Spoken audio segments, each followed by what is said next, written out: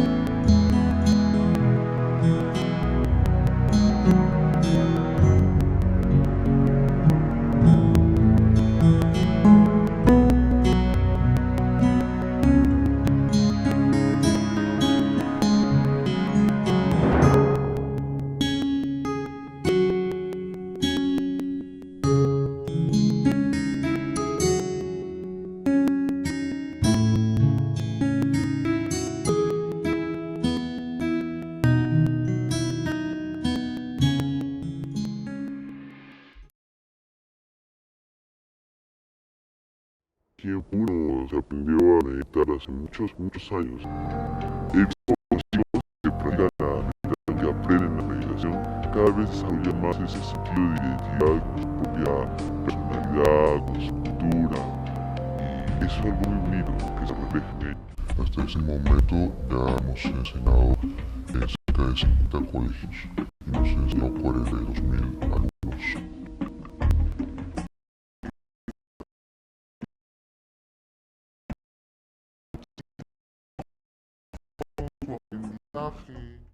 Para Perú ha significado un cambio total de la historia de este país. 10 años atrás, antes de que comenzáramos con este proyecto, Perú era un país que le debía dinero a todo el mundo. Perú era un país que estaba viviendo una crisis no solamente económica, sino social, y también una crisis a nivel de las guerrillas. Entonces, claro, los gobernantes piensan que gracias a sus habilidades,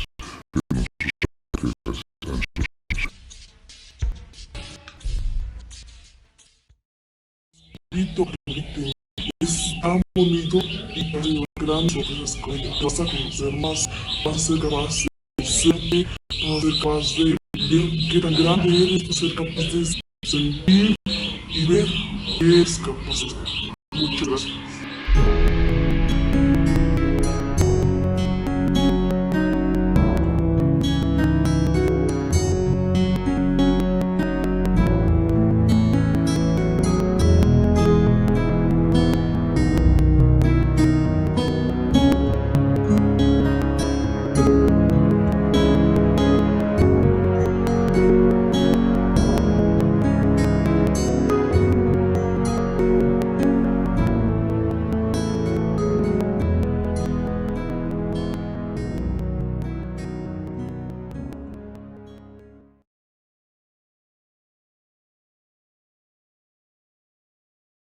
Anyone who joined in the middle of this presentation.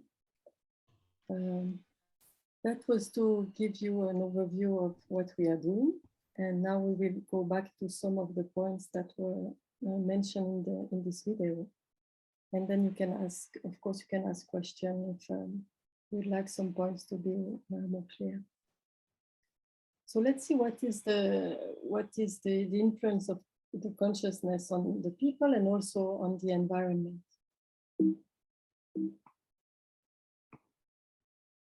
Maharishi's technologies of consciousness, also technologies of the unified field, they allow the mind to, the conscious mind, to have access to the most fundamental level of existence.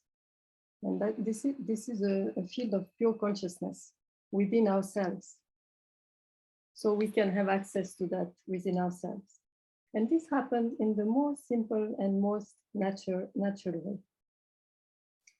Now, we know that the unified field has been described and discovered by modern physics as the source of all intelligence, all creativity, and all order that gives rise to the entire creation, to the physical creation.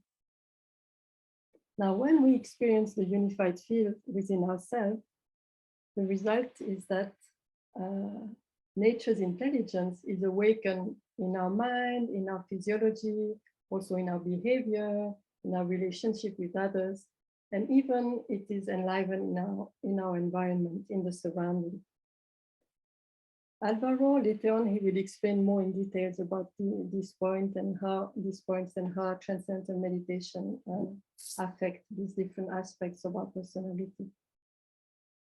Now let's see a few principles about consciousness.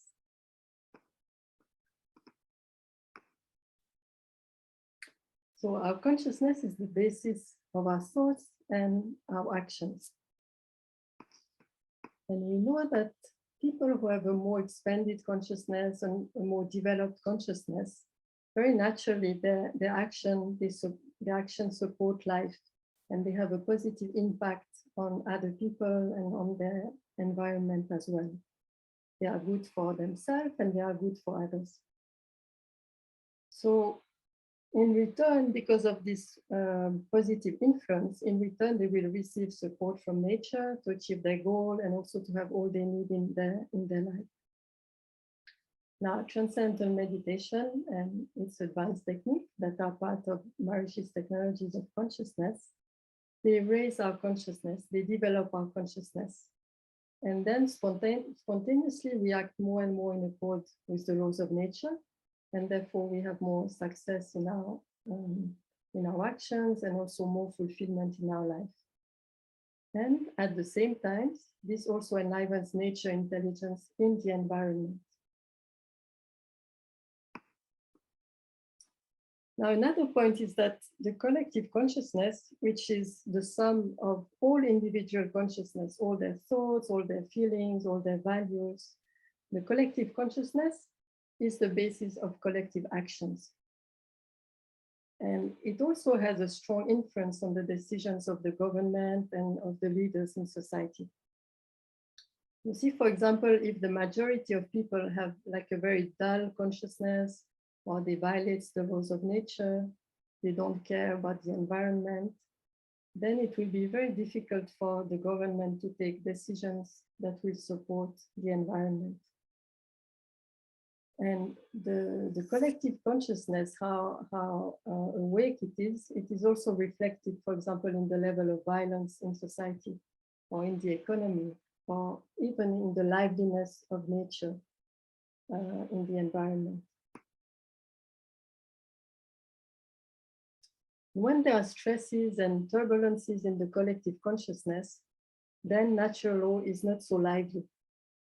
And then what we see is that there is conflicts, violence, the economy is going ups and down, there are illnesses, accidents, and even extreme climatic conditions.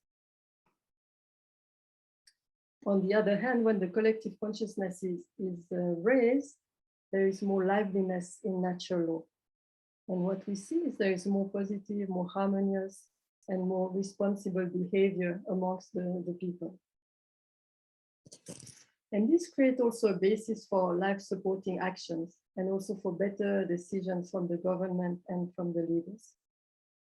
And if you want to do something that is good, that is progressive, then you will receive more support from the environment because the collective consciousness is more coherent, has a higher quality. Now, another point that is very interesting is that only a small percentage of persons who are sufficient to raise the collective consciousness of a country, for example, of a society. And there are many scientific studies that have been made, some research, some experiments that shows that with only 1% of the population practicing transcendental meditation, we see that the trends of society are getting more positive. These people, they influence positively society, and there is less violence, the economy is getting better, there is more coherence in the society, more harmony, etc.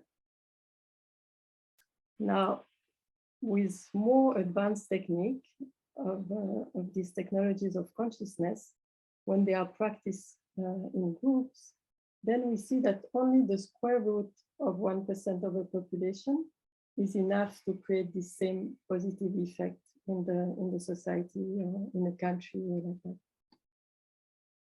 And for example, for Venezuela, if you have like 500 to 1,000 people who are practicing this advanced technique together, then you will see significant change in the trends of the society. And such groups, they have been created already in many countries around the world. It can be in schools, in different organizations, in companies, in sport clubs, in community, indigenous community, even in security forces. And maybe Alvaro will talk to us a little bit about these are schools. I think it's in Caracas, or at least it's in Venezuela, where he's been teaching, and maybe he will tell us a little bit about that. So our invitation to you is that you get trained to these technologies of consciousness, your people in your organization, or people with whom you are working. If you have like communities with whom you are working who would be interested, to create these groups that brings more coherence, more peace, and more balance in the environment, in the society, and bring back this level of harmony for all the people in Venezuela and also for nature. Now, in very brief, our program is that the first thing that you will do after this presentation, if you are interested, is to learn transcendental meditation. And Alvaro is going to explain us how the course is structured and how the teaching is going on. And then after that, if you practice regularly for 2-3 months and you get some knowledge, some experience meeting, then you'll be able to learn the advanced technique. And after that, you can practice in group and create this powerful and positive impact on your country. Alvaro, do you want to continue the presentation? Buenas tardes. Para mí es una alegría poderles dar alguna información sobre la meditación trascendental en los beneficios individuales. La meditación básicamente comienza cuando comienza la vida. En la naturaleza, la vida siempre comienza dentro de uno mismo. Dentro de la madre naturaleza, asimismo, dentro de la madre de un ser humano, esas dos cédulas que están, digamos, comenzando el embrión de la vida, en su silencio interior, ellas están experimentando, digamos, una meditación natural. Cada madre que está embarazada y tiene en su vientre su niño, el niño no está entretenido en jugar afuera, está dentro de ella misma y él está inmerso dentro del mismo. Entonces es el milagro de la vida que se da en silencio. En 9 meses ese cuerpito se desarrolla por completo y entonces pues llega la hora del nacimiento en que él abre los ojos y sale al mundo exterior a través de 5 canales que son nuestros 5 sentidos: audición, tacto, visión, paladar y oído. Y cuando salimos de ese campo silencioso interno dentro de nosotros mismos, que es un campo de la unidad, un campo trascendental de la vida, hacia afuera, nuestra conciencia se fragmenta en cinco campos. Son el visual, los 5 sentidos.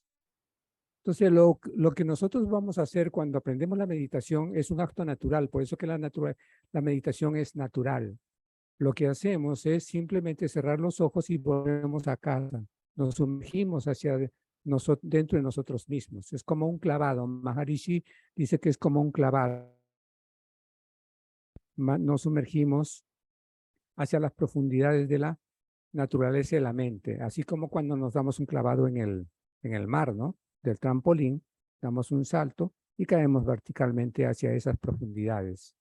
Y pasamos primero la parte turbulenta de la superficie y luego vamos más hacia el fondo, experimentamos silencio, más en el fondo, casi un silencio total. Y cuando llegamos al fondo del océano, en el océano mismo, nos damos cuenta que un silencio completo, nada se mueve. Ahí no hay 2, 3, 4, 5 olas como en la superficie, es un silencio total. Y eso es lo que uno experimenta cuando uno cierra los ojos y se sumerge en la meditación trascendental. Es una experiencia puramente mental. Solo cerramos los ojos y todo lo demás es muy fácil, es natural. Solo que hay una técnica, y técnica significa hacer el mínimo de esfuerzo para alcanzar el máximo de resultado. Es el principio de la ley natural. Y toda la ciencia sigue ese principio. Todas las ciencias que existen en las diferentes disciplinas de la ciencia siguen ese principio, el principio de la mínima acción. Entonces lo único que nosotros tenemos que hacer, si tenemos que hacer una acción, es solo cerrar los ojos. Y eso es como dar un salto en el trampolín, y luego viene la segunda etapa, que es solo caer verticalmente. Y conforme vamos sumergiéndonos en esas profundidades de la mente, ese silencio insondable, y llegamos a posarnos en el fondo del océano donde nada se mueve, entonces los científicos lo que han hecho es simplemente para comprobar qué es lo que está pasando, han puesto electrodos en el cerebro para ver en el electroencefalograma cómo está el cerebro antes, cómo está durante y cómo está después. Y lo que han encontrado es que conforme la mente va sumergiéndose a esas profundidades naturales de la que él ya es dueña, es su dominio, y llega a ese fondo del océano, ella experimenta una paz, una tranquilidad, una armonía, un gozo, una satisfacción ilimitadas. Y esa experiencia queda grabada en el electroencefalograma en la medida en que uno va sumergiéndose, el orden comienza a aparecer, las ondas comienzan a sincronizarse, todo el cerebro comienza a integrarse. Cuando llegamos al fondo del océano tenemos máxima coherencia cerebral. Significa que si nosotros, cuando la persona abre los ojos y sale a la actividad y lo hacemos hacer matemáticas, química, física, le enseñamos conocimiento de la ciencia moderna, pues va a ser muy fácil para él aprender, va a ser muy fácil para él entender, para mejorar su concentración, su comprensión, la mente enfocada. Entonces va a aumentar su inteligencia, su capacidad creativa, su capacidad de razonamiento, su capacidad de análisis y de síntesis y de integrar el conocimiento en su totalidad. Hay infinitas variables que a través de las 200 investigaciones, 200 estudios que se han hecho, no, 800 estudios que se han hecho en más o menos 200 universidades en el mundo, han mostrado que hay un incremento de estas variables, que es inteligencia, creatividad, concentración, contemplación, o sea, todos los valores del cerebro, todas las posibles funciones cerebrales se activan.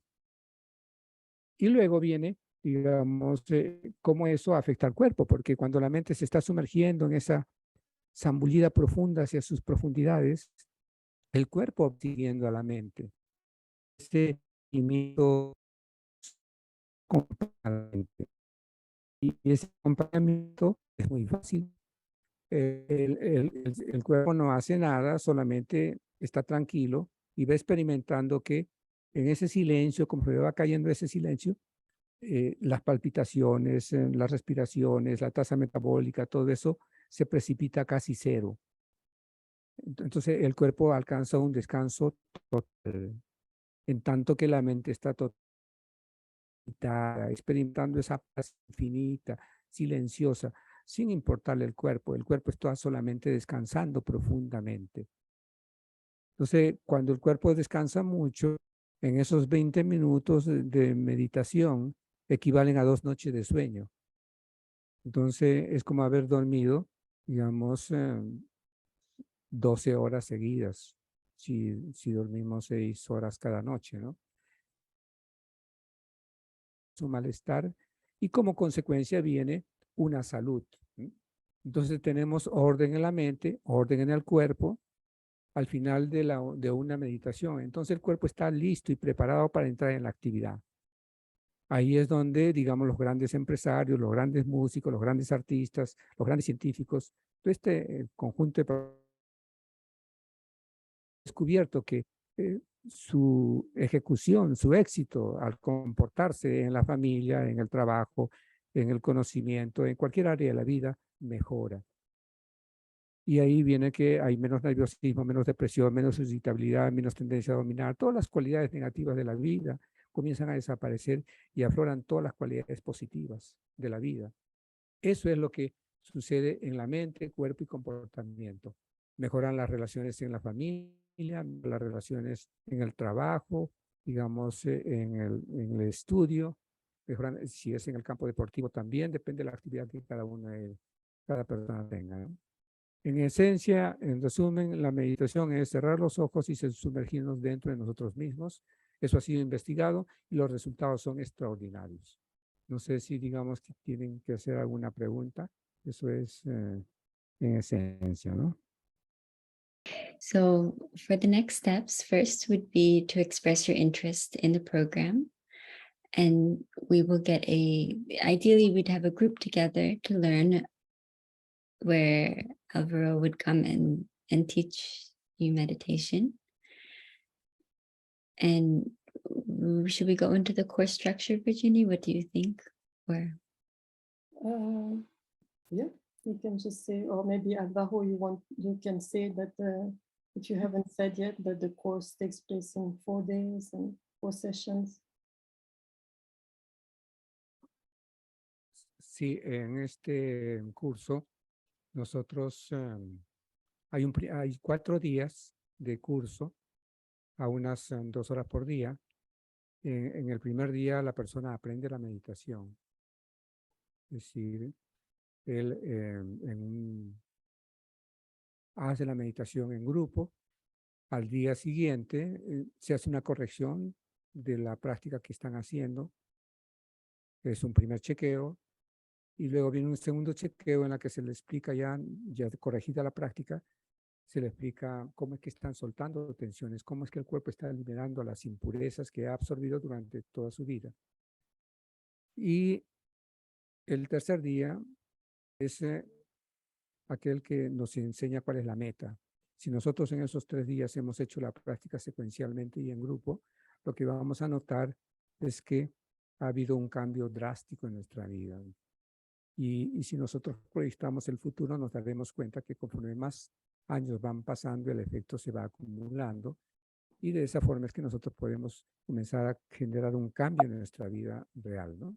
Son 4 días de curso. Luego las personas continúan haciendo la práctica todos los días, 2 veces por día, en la mañana y en la tarde. thank you, Alvaro. So if there are no questions, we'd like to invite you to express your interest to us in the WhatsApp group that we're all a part of. So then we can begin to schedule the course with Alvaro. And we're really looking forward to creating a group in Venezuela to improve the economic situation there, the social situations, and the climate crisis throughout the whole world. That's our main target with this program. And I know that we're all deeply concerned about that situation, and we're looking for more to do. And this is a very simple, natural way to make a big difference for the climate while improving yourself at the same time. So we invite you to join. And we're looking forward to working with you and your schools or your friends or your communities, your business, any group who is willing to participate in the program. And we're looking forward to making a big difference for our dear Mother Earth.